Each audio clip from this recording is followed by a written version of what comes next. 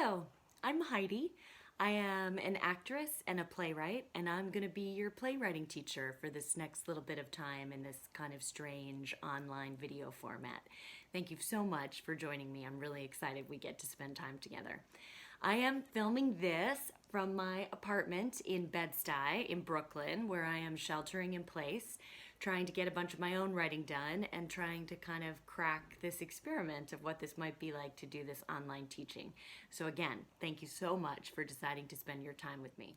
Whenever I talk to students about who I am, I always like to start by saying that I grew up in a small town in Wisconsin. My dad was a dairy farmer, and I had never met a professional actress or playwright or really person who made their living as an artist until I graduated from high school and went on to college. So I didn't really understand that that was a job that you could do. I had sort of an idea that you could be a movie star, and I had an idea that you could be a starving artist, but I didn't really know that there was anything in between. So the first thing that I really want to impart to you is that if this is something you're interested in, it is a very viable career path. I am not on any magazine covers, but I am not homeless either.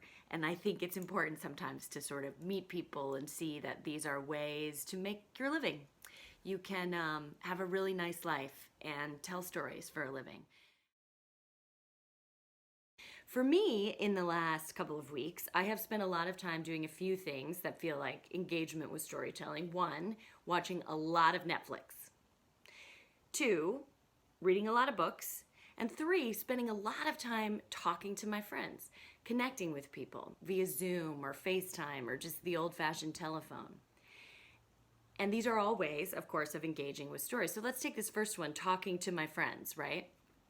So because we're not having our normal experience of the way the world and time works, we're not experiencing life as it happens together, we're spending a lot of time on the phone after the fact talking about what happened to us during our day or how we're feeling, what's changed, what's important to us right now, how our internal landscapes are evolving over this time.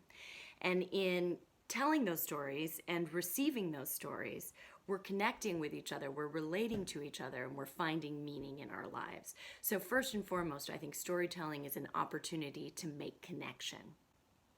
You look at something like watching television. Now, I don't know how your parents, teachers are going to feel about me talking about TV, but personally, I love television. I really enjoy watching TV. And I think that some of the smartest people in the world right now are creating television and writing television and acting in television. And I think about the shows that I'm watching. So for example, I'm watching Succession right now. And I see this family portrayed on screen that is very different from my own family. But there are some similarities. So I'm leaning in, I'm asking questions, I'm relating to the stories, I'm finding similarities and differences, I'm questioning the characters' motivations, I'm reflecting about what their motivations would look like inside the circumstances of my life. So I'm engaging with those stories and I'm deriving meaning about my own circumstances based on the stories that I'm experiencing. Now let's talk specifically about playwriting. Is playwriting essential in your life? That's a trickier question. I mean, for me, as somebody who's an artist who's devoted their life to theater making, yeah, playwriting's essential. But what about like just a regular, ordinary person? How can playwriting be essential in their lives?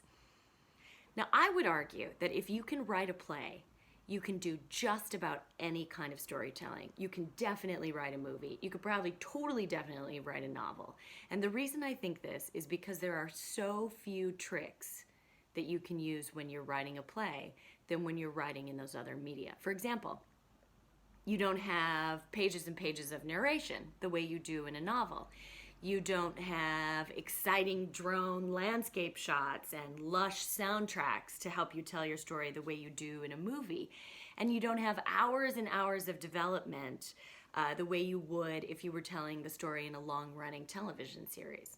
What you have when you're writing a play is the amount of time that you can get an audience to sit still in the theater, human behavior, and dialogue. Every event in your story needs to be told using human behavior and dialogue. So I think that the 4 essential elements of playwriting are character, setting, story, and dialogue. So we're going to investigate each of these moving forward. Now these videos, you can use them in a couple of different ways. For example, next we're going to move on to character. I'm going to do a short video introducing some basic ideas about character and then give you a writing prompt.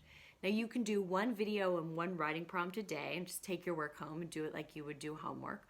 Or you can smush them together and do all of character across the time that it would take to do one class time, leaving yourself 5 to 10 minutes to do each of the writing prompts. So in this way, I hope that you have ultimate flexibility. In this first introduction, there's a glossary of terms that we're going to be returning to. I'm not assuming anybody doesn't know these things, but I'm not assuming you do. So it's there for your reference if you'd like. And I've also included this worksheet that I alluded to earlier, this story survey that has an assignment for you to do before we meet together next time. So thank you so much for looking at those, and I'm really excited to see you soon.